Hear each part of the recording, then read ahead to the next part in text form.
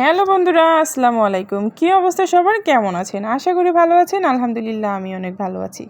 আজকে অনেক দিন পর আবার ভয়েস করতে আসছি। সেখানে আজকে আমি বিকেলের কিছু নাস্তা তৈরি করব, আর সেটাই তোমাদের সাথে শেয়ার করব। এখানে আজকে আমি আলুটা কুচি কুচি করে কেটে নিয়েছি। অন্য সময় তো সেদ্ধ করে নিই, তো ভাবলাম আজকে যেহেতু সেদ্ধ করবো না, একটু এইভাবে করব, তো এটা আজকে আপুদের সাথেও শেয়ার করি। তো আমরা তো আসলে বিকেলবেলা সবাই একটু নাস্তা খেতে পছন্দ করি, বিশেষ করে যাদের ছোট ছোট ছেলেমেয়েরা আছে তাদের জন্য তো আরও বেশি। তো এখানে আমি পেঁয়াজ কুচি, মরিচ কুচি দিয়ে দিয়েছি, একটু হলুদ গুঁড়ো, জিরে গুঁড়ো, মরিচ গুঁড়ো সব কিছু মিলিয়ে স্বাদ মতো দিয়ে দিয়েছি। আর আমার বানানো যে বিট লবণটা ছিল সেটাও আমি দিয়ে দিয়েছি। আসলে বাসায় বানানো বিট লবণ সত্যিই অনেক মজার হয়, এটা দিলে আসলে অনেক কিছু একটু টেস্টি হয়, খেতে কিন্তু খুব ভালো লাগে। তো এখানে আমি চালের গুঁড়োটা দিয়ে দিলাম কিছুটা, আর দিয়ে দিলাম বেসন। চালের গুঁড়োটা দিয়ে দিলে একটু ভালো ক্রিস্পি হয়, খেতে কিন্তু খুব ভালো লাগে, এত মচমচে হয়। আর যদি সাথে পারা যায় একটু কর্নফ্লাওয়ার দিতে, তাহলে তো আরও বেশি ভালো। আর এই নাস্তাটা কিন্তু আসলে বিকেলবেলা, আর শীতের বিকেলবেলা সেটা তো আরও বেশি জমিয়ে আড্ডা হয়। সেখানে যদি থাকে সস বিভিন্ন রকমের, তাহলে তো কথাই নাই, জমিয়ে আড্ডা দেওয়া যায়।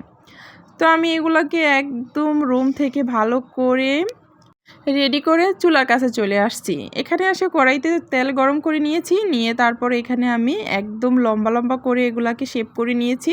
এখন একটা একটা করে আমি এখানে দিয়ে দিব, আর একদম অল্প আছে, মানে লো আছে, এটাকে বাছতে হবে। কারণ আমি যেহেতু কাঁচা দিয়েছি ওই আলুটা, সেজন্য একটু লো আছে বাছতে হবে। আর লো আছে বাছলে কিন্তু ভিতর থেকে জিনিসটা ভালো করে হয়, আর সেটা কিন্তু খেতে আসলেই সত্যিই অনেক মজার হয়। তো এখন দেখতে পাচ্ছ কালারটা কত সুন্দর আসছে। তারপর আমি এটাকে একটা একটা করে উল্টিয়ে দিচ্ছি, যাতে অপর পিসটা ভালো করে হয়ে যায়। বেশ, আমার পাকোড়াগুলো সব হয়ে গেল। হয়ে যাওয়ার পরে এখন আমি এগুলোকে সুন্দর করে উঠিয়ে নিব। আর উঠিয়ে নেওয়ার পরে আমি অবশ্যই তোমাদেরকে দেখাবো যে কতটা মজা লাগে। আর ভাইরাল যে সসটা বাসায় আমরা বানাই, সেটা দিয়ে খেতে তো ভীষণ মজার হয়, সত্যি অসাধারণ একটা সস। তো আমি 3 আইটেমের সস দিয়ে এইটা পরিবেশন করেছিলাম, আসলে খেতে কিন্তু দুর্দান্ত মজার হয়েছে।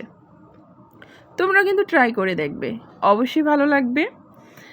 তারপর কি করার, সব কাজ শেষ, হাতের কাজগুলো একটু সেরে নিলাম। তারপর আমি রান্নাঘরে, রান্নার চুলাটা আমি কাজের ক্ষেত্রে, মানে যখন আমি রান্নাটা করি তখন ওই সময় আমি চুলা টুলা সব কিছু পরিষ্কার করে নিই, না হয় আমার ভালো লাগে না। তো কিছু প্লেট বাটি ছিল, সেগুলোকে সাথে আমি ধুয়ে নিলাম, ধুয়ে এখন সব কিছু পরিষ্কার করে চলে গিয়ে এখন ছেলেদেরকে নিয়ে বসে পড়বে খাওয়ার জন্য। যাই হোক, এখন এই তো আমার প্রায় শেষ পর্যায়ে, এখন আমি চলে যাচ্ছি। ওকে, কেমন হয়েছে আমার পাকোড়াগুলো অবশ্যই তোমরা বলে যাবা। আর এতক্ষণ আমার সাথে থাকার জন্য অসংখ্য ধন্যবাদ সবাইকে, ভালো থাকবেন।